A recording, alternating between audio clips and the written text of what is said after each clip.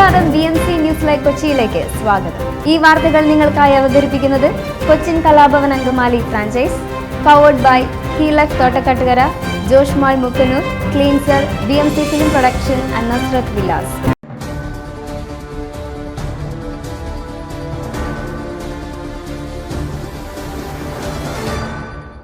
പാനൂരിലെ പ്രണയപ്പക വിഷ്ണുപ്രിയ കൊലക്കേസിൽ വിധി 8-ന്. കണ്ണൂർ പാനൂർ വള്ളിയായിലെ വിഷ്ണുപ്രിയയെ വീടിനകത്ത് കൊലപ്പെടുത്തിയ കേസിൽ തലശ്ശേരി അഡീഷണൽ ജില്ലാ കോടതി ജഡ്ജി AV മൃദുല 8-ന് വിധി പറയും. പ്രോസിക്യൂഷന്റെയും പ്രതിഭാഗത്തിന്റെയും വാദം പൂർത്തിയായതോടെയാണ് വിധി പറയാൻ തീയതി നിശ്ചയിച്ചത്. 2022 ഒക്ടോബർ 22-ന് ഉച്ചയ്ക്കാണ് സംഭവം. പാനൂർ വള്ളിയായിൽ കണ്ണച്ചാൻ വീട്ടിൽ വിഷ്ണുപ്രിയയാണ് ശ്യാംജിത്തിന്റെ പ്രണയപ്പകയിൽ അതിദാരുണമായി കൊല്ലപ്പെട്ടത്. അടുത്ത ബന്ധുവിന്റെ മരണാനന്തര ചടങ്ങുകൾക്കായി കുടുംബ വീട്ടിലായിരുന്നു യുവതി. രാവിലെ സ്വന്തം വീട്ടിലേക്ക് എത്തിയ സമയത്താണ് കൊല്ലപ്പെട്ടത്. മകൾ തിരികെ വരാൻ വൈകിയതോടെ അന്വേഷിച്ചിറങ്ങിയ അമ്മയാണ് വിഷ്ണുപ്രിയയെ രക്തത്തിൽ കുളിച്ചു കിടക്കുന്ന നിലയിൽ വീടിനകത്ത് കണ്ടെത്തിയത്.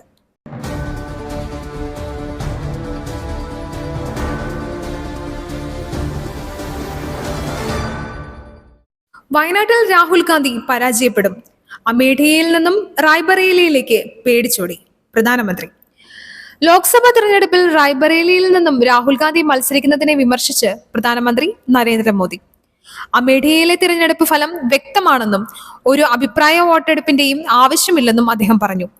രാഹുൽ ഗാന്ധി വയനാട്ടിലും പരാജയപ്പെടുമെന്നും പ്രധാനമന്ത്രി മോദി പറഞ്ഞു. അതിനാലാണ് രാഹുൽ ഇപ്പോൾ രണ്ടാമത്തെ സീറ്റിനായി നോക്കുന്നത്. അമേഠിയിൽ പോരടിക്കാൻ പേടിച്ചാണ് റായ്ബറേലിയിലേക്ക് ഓടിപ്പോയതെന്നും മോദി വിമർശിച്ചു.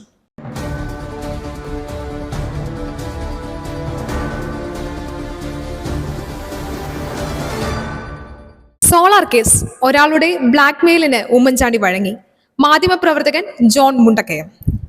സോളാർ കേസുമായി ബന്ധപ്പെട്ട് ഒരാളുടെ ബ്ലാക്ക്മെയിലിന് വഴങ്ങിയെന്ന് ഉമ്മൻചാണ്ടി പറഞ്ഞതായി വെളിപ്പെടുത്തൽ. ക്രൈംബ്രാഞ്ച് കേസെടുത്തപ്പോൾ മുൻകൂർ ജാമ്യം എടുക്കില്ലെന്നായിരുന്നു ഉമ്മൻചാണ്ടിയുടെ നിലപാട്. കമ്മീഷന് പിന്നിൽ ആരൊക്കെയോ ഉണ്ടായിരുന്നുവെന്ന് ഉമ്മൻചാണ്ടി പറഞ്ഞതായും മുതിർന്ന മാധ്യമപ്രവർത്തകൻ ജോൺ മുണ്ടക്കയം വെളിപ്പെടുത്തുന്നു. കേരള രാഷ്ട്രീയത്തെ പിടിച്ചുകുലുക്കിയ സോളാർ കേസിനെ കുറിച്ച് മുതിർന്ന മാധ്യമ പ്രവർത്തകൻ സമകാലിക മലയാളം വാരികയിൽ എഴുതിയ ലേഖനത്തിലാണ് വെളിപ്പെടുത്തലുകൾ. പുതുപ്പള്ളി ഹൗസിൽ നടത്തിയ കൂടിക്കാഴ്ചയിൽ ഉമ്മൻചാണ്ടി പറഞ്ഞ കാര്യങ്ങളാണ് ലേഖനത്തിനുള്ളത്. രാഷ്ട്രീയ ജീവിതത്തിൽ ഒരുപാട് പേർ ബ്ലാക്ക്മെയിൽ ചെയ്യാൻ ശ്രമിച്ചിട്ടുണ്ടെന്നും അത്തരം ഭീഷണിക്ക് വഴങ്ങാതെ താൻ ഒരാളുടെ ബ്ലാക്ക്മെയിലിന് വഴങ്ങിയെന്നും ഉമ്മൻചാണ്ടി പറഞ്ഞു. ആരെന്ന ചോദ്യത്തിന് മറുപടി നൽകിയില്ലെന്ന് ലേഖനത്തിൽ പറയുന്നു.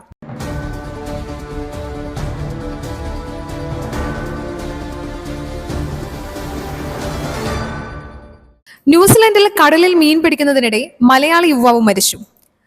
ന്യൂസിലൻഡിൽ കടലിൽ മീൻ പിടിക്കുന്നതിനിടെ മലയാളി യുവാവ് മരിച്ചു. മൂവാറ്റുപുഴ സ്വദേശി ഫെർസിൽ ബാബു, ആലപ്പുഴ നെടുമുടി സ്വദേശി ശരത് കുമാർ എന്നിവരാണ് അപകടത്തിൽപ്പെട്ടത്. ശരത്തിന്റെ മൃതദേഹം കണ്ടെത്തി. ബുധനാഴ്ചയായിരുന്നു സംഭവം. റോക്ക് ഫിഷിങ്ങിന് പോയ ഇരുവരും രാത്രി വൈകിയിട്ടും വീട്ടിൽ തിരിച്ചെത്താത്തതോടെ കുടുംബം പോലീസിൽ വിവരമറിയിക്കുകയായിരുന്നു. ന്യൂസിലൻഡിലെ ടൂറിസ്റ്റ് കേന്ദ്രമായ ഫാങ്കരയിൽ റോക്ക് ഫിഷിംഗ് നടക്കുന്നതിനിടയിലാണ് യുവാക്കൾ അപകടത്തിൽപ്പെട്ടത്.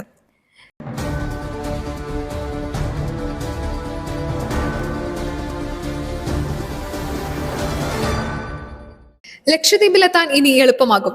ഹൈസ്പീഡ് വെസൽ പറളി 7 മണിക്കൂറിനുള്ളിൽ കിൽത്താൻ ദ്വീപിൽ നിന്നും മംഗലാപുരത്തെത്തി. ലക്ഷദ്വീപിലെ വിനോദസഞ്ചാരം പ്രോത്സാഹിപ്പിക്കുന്നതിനായി വിനോദസഞ്ചാരികൾക്കായി സർക്കാർ ഒന്നിനു പുറമെ ഒന്നായി നിരവധി സൗകര്യങ്ങൾ ഒരുക്കുന്നുണ്ട്. ഈ സാഹചര്യത്തിലാണ് സർക്കാർ ഇപ്പോൾ പറളി എന്ന പേരിൽ പുതിയ കപ്പൽ സർവീസ് ആരംഭിച്ചിരിക്കുന്നത്. ഈ അതിവേഗ കപ്പൽ സർവീസ് ലക്ഷദ്വീപിലേക്ക് പോകാനുള്ള സമയം 5 മണിക്കൂറായി കുറച്ചു. 160 യാത്രക്കാരുള്ള ആദ്യ ബാച്ചുമായി പറളി ഇതിനകം ലക്ഷദ്വീപിൽ എത്തിക്കഴിഞ്ഞു. വ്യാഴാഴ്ച ലക്ഷദ്വീപിൽ നിന്നും മംഗലാപുരത്തെ പഴയ തുറമുഖത്തിലേക്ക് വെറും 7 മണിക്കൂർ കൊണ്ട് പറളി സഞ്ചാരികളെ എത്തിച്ചു. അതേസമയം ഈ ദൂരം താണ്ടാൻ നേരത്തെ 13 മണിക്കൂറാണ് എടുത്തിരുന്നത്.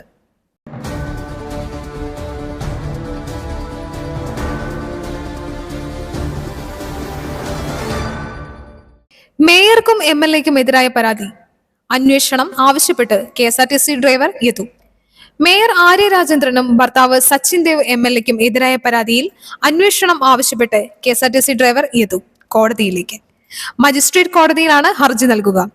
അഭിഭാഷകൻ മുഖേന നാളെ കോടതിയെ സമീപിക്കും. ഏപ്രിൽ 27-ന് രാത്രി 10:30 കന്റോൺമെന്റ് SHOക്ക് പരാതി നൽകിയിട്ടും കേസെടുക്കുകയോ അന്വേഷണം നടത്തുകയോ ചെയ്തില്ലെന്ന് യദു പറഞ്ഞിരുന്നു. യദുവിന്റെ പരാതിയെക്കുറിച്ച് അന്വേഷിക്കാൻ മനുഷ്യാവകാശ കമ്മീഷൻ ഉത്തരവിട്ടിരുന്നു. KSRTC ബസ് നടുറോഡിൽ തടഞ്ഞിട്ട് ഔദ്യോഗിക കൃത്യനിർവഹണം തടസ്സപ്പെടുത്തി അപമാനിച്ചവർക്കെതിരെയും ഇത് സംബന്ധിച്ച് പരാതി നൽകിയിട്ടും കേസെടുക്കാത്ത കണ്ടോൺമെന്റ് SHOക്കെതിരെയും നിയമ നടപടി സ്വീകരിക്കണമെന്ന ബസ് ഡ്രൈവറുടെ പരാതിയെക്കുറിച്ച് അന്വേഷിക്കാനാണ് മനുഷ്യാവകാശ കമ്മീഷൻ ഉത്തരവിട്ടത്.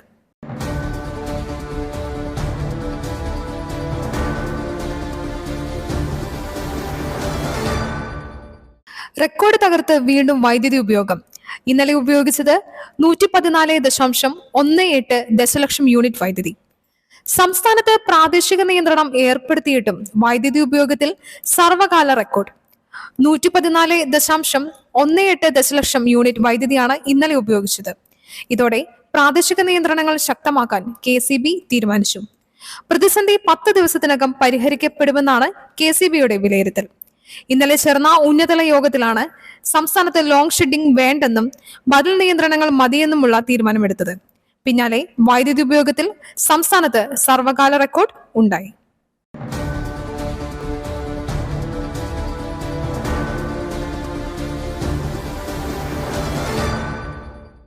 സ്വർണ്ണവിലയിൽ ഇടിവ്. പവന് കുറഞ്ഞത് 400 രൂപ. സംസ്ഥാനത്ത് സ്വർണ്ണവിലയിൽ ഇടിവ്.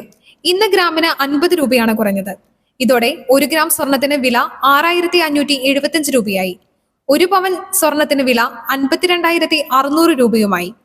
18 ക്യാരറ്റിന്റെ 1 ഗ്രാം സ്വർണത്തിന് വില 40 രൂപ കുറഞ്ഞത് 5485 രൂപയിലെത്തി. സ്വർണത്തിന്റെ ക്രമാതീതമായ വിലവർധനവ് 18 ക്യാരറ്റ് സ്വർണ്ണാഭരണങ്ങളുടെ ഡിമാൻഡ് വർദ്ധിപ്പിക്കുകയാണ്.